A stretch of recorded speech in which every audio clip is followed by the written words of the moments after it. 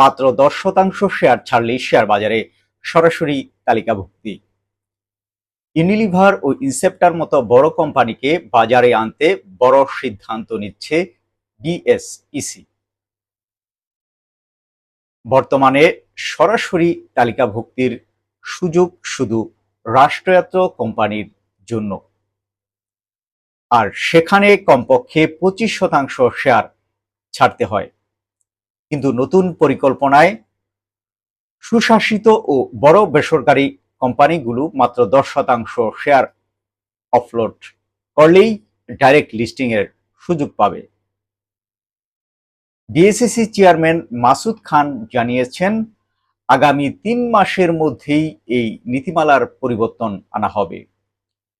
একই সঙ্গে আইপিও প্রক্রিয়া সহজ করা, বাজার কারসাজি ঠেকাতে ডিএসইকে আরও ক্ষমতা দেওয়া এবং T+2 থেকে T+1 নিষ্পত্তি চালুর উদ্যোগও নেওয়া হচ্ছে।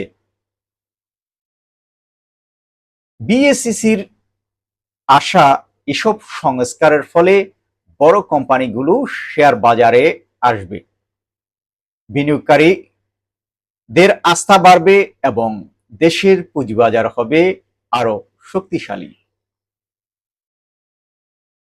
সাংবাদিকদের সংগঠন সিএমজিএফ এর এক সংবাদ সম্মেলনে তিনি এসব কথা বলেন।